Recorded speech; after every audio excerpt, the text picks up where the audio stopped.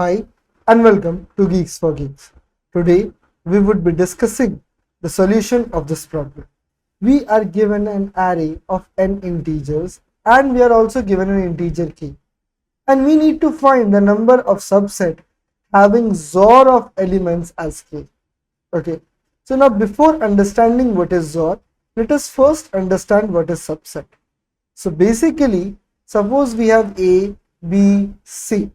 So we can say that if we take some parts from the array itself, and then even if we don't follow the relative order, okay, or we can follow it, whatever be the case, it would be still called as a subset.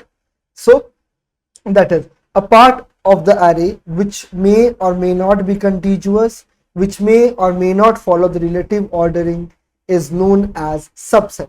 Okay, so we can say that for the array 1, 2 and 3, so the first subset is an empty subset. Then we have only the first element, then first and second element, then first, second and third element, then first and third element, then only the second element, then second and third element, and the third element. So basically we have 2 to the power n. Okay, so 1, 2, 3, 4, 5, 6, 7 and 8.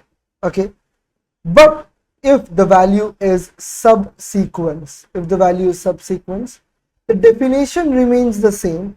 The only difference between a subset and a subsequence is that in a subsequence this null is not present. That is why there are 2 to the power n minus 1 subsequence and 2 to the power n subset itself. Okay, fair enough. Now we need to find the number of array having the XOR of elements as k. Now let us see the truth table of XOR. So if we have 1 XOR 1, then 1 XOR 0, then we have 0 XOR 0, then we have 0 XOR 1. Okay, so we can say that 1 XOR 1, 0, 0, 1, 1. Now you don't need to remember all this relation. Rather if you just remember that same 0 and different 1, this is sufficient enough to remember the truth table of XOR. Now let me clean the table and let me show you. Okay, so now that we know what is subset and now we know what is XOR, we need to find the number of subset having the XOR as k itself. So if we have 1 XOR 0, then same 0 and then again same again 0. Fair enough, this is how we would do it. So now in the first test case itself we have 6, 9, 4, 2. So the two subsets are 4, 2 and 6 itself. Okay, which has a subset as k. Okay, so it has only one element, so x XOR nothing would be that x only, and then we have 4 XOR 2. 4 XOR 2 is what? 0, 1 and 2, and this is what? 1, 0, 2 itself. So if we XOR this value, then this would be 0, 1, 1. So this would be 4 plus 2, that is 4. Why 4? Because 2 to 0, 1, 2. 2 to the power 0, 2 to the power 2 plus 2 to the power 1, that is 4 plus 2 is equals to 6 itself. That is why the answer to this is 6. So the value is 2 because we were able to find 2 subsets. Okay, now we can see that the brute force approach to this problem is that we consider all possible cases. Okay, consider all subset. So we take out all the subset of the array by using recursion, and then we check how many subset has the value as k itself. Okay, so now how would we do it? So to do it we have two options by using recursion. So we have, suppose we have 6, 9, 4, 2. So we have 6, 9, 4 and 2. First I would show you. So suppose let us not take 6942, let us just take 1, 2 and 3. Okay, fair enough. So now we need to find all the subset. So if we want to find all the subset, then the XOR itself. So for the first element, we have two options. Either to include that element. So if we include that element, this would be 1. If we don't include that element, that would leave me blank. Now after this, there comes two branches, and we again have choices for the second element now. For the second element, if we choose it, this is yes, this is no. So this would be 1 XOR 2, and this would be just 1 because we have ignored this 2. Here again, there is nothing. If we allow this 2, this would be only 2. If we don't allow this 2, this would be empty itself. Okay, this is yes, this is no. Now after this, we again have two opportunities for each one. So if we have 1 XOR 2, so to make a decision for 3, we have 1 XOR 2 XOR 3. Now to make here this side, we would ignore this 2. So 1 XOR 2. Now again 1 XOR 2, because we are having this 2, we are not having this 2, only 1. Then 2 XOR 3. So 1 XOR 3, because we are making a division for the last one. So this one would be 1 XOR, okay, 1 XOR 3, and this would be 1 only. Then 2 XOR 3, and this would be only 2. Then this side we would include this. So this would be just 3, and here it would be an empty one. Now let us just find 1, 2, 3, 4, 5, 6, 7 and 8. See, we have found all of this. And see, by using this, we can say that we can find all the values. So for each condition, we have two options. So what we can see that for recursion, we have 3-4 things. The first one is the base case. So base case, generally, you can portray this as the case where you need to stop. Or there are other conditions also, the smallest test case which you can solve by yourself. So either it is the 1th element, or either you reach the 1 element, or either you reach the end.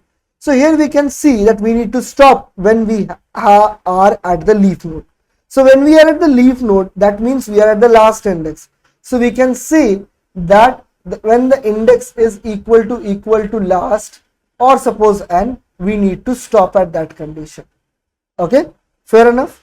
Now we need the parameters. So in the parameters, what all things we need? We need the XOR value of this. The leaf node is storing the XOR value. So I would just have the XOR. Then I would have the index itself, so that it would help me in the base case. Now we have the intermediate case. Now in the intermediate case, we can see that we have an opportunity from both sides. But what we need to do is we need to go and explore both the opportunities. And suppose I go here and go here, I got 2 as answer, I got 1 as answer. So at the end, we need to sum up all those values. That is why in the intermediate case, we can say that yes plus no. So now this is it. You would get a better idea when I would start implementing. Okay, for itself, let's go with the brute force only. Okay, so what is being done here? So we just have a function here, and here we need the index also. That is why we are also having a wrapper function. Here this I is the index, x is equal to the XOR value, k is the value that is given, and this is the vector itself, and this is the size of it. Okay, so now we would start. So if we have reached the end, that means if I is equals to n. Okay, so now if we have reached the end, we need to check after reaching the end if the value is equal to k or not. So we would say that return x, or we can say that if x is equals to k, return 1, else return 0. Okay, now we move forward, and we would do is we would initialize the answer with 0. Fair enough. Now what we would do is we would have I. So now there are two conditions for us. So int A1, that is answer 1, is equals to rec of, we need to move forward whatever be the condition, then this would store the XOR. So we would do the XOR of A of I, okay, and then K would remain the same, A would remain the same, the size would also remain the same. In the second one, A2, answer 2 is equals to rec of I plus 1, we would move forward. Here we won't do the XOR because we would ignore that value, and this would be K and A and N itself. Then the answer would be equal to A1 plus A2, and then we need to return the answer itself.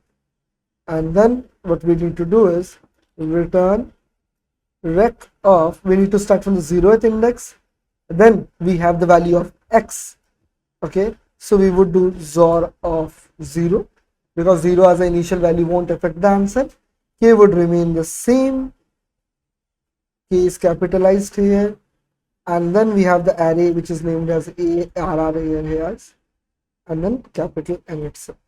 Let us just check what mistakes did I did. Okay, so we see that we have a time limit exceeded, so we got a TLE error. Fair enough. So this is how we would do it, but we are going TLE error. Why we are having this TLE error? Because as you know that in the recursion tree we are making the decision for suppose this one again and again, so we are doing repeated things again and again. So suppose we are doing the same repetitive mistake again and again, what we do in real life is we memorize this mistake so that we don't remember this in future. So in the same way, what we would do is we would save the answer and then we would use when needed.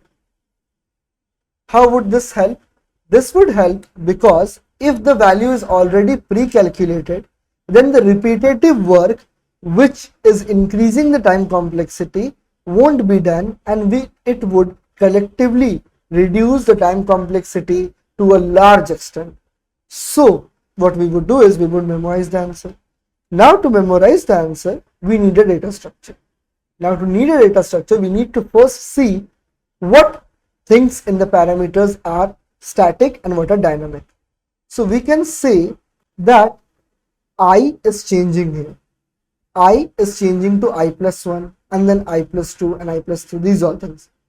X is also changing to the XOR value of A of I. K is constant, A is constant, N is constant. Now we know that we have two values that are changing. So if we have two values, that means we need a data structure. A 2D array would also solve the purpose. Now what would be the size of the 2D array? So the I would start from 0, and if I reaches the condition N, that means it would end. So what we would do is we would see the largest extent N can be. So N can be to an extent of 20. Okay. So what we would do is we would first initialize a DP array. Okay. So of 25, so that we don't clash with anything, and then we need to have the XOR value. So the value at max can be 100. So 100 is represented as 1100 and then 100. So now in the worst scenario, everyone can be a turned on bit. So what we would do is we would have an array of 200. 180 would also solve the purpose, but we would have 200. Fair enough. And then we would have memset. This would make all the values of the DP array as -1. Now what we are doing is we are writing all the mistakes in a notebook. Fair enough.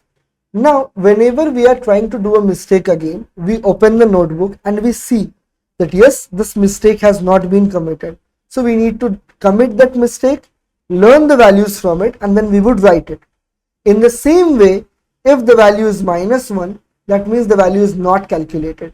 So what I would say that if dp of I and x is not equal to -1. This means that it has been already been calculated. So we would just return this value instead of calculation. And after that, suppose we committed that mistake, or in this here, we have computed the value, then we would just, before returning, we would save the value. dp of I and x is equals to answer. Fair enough?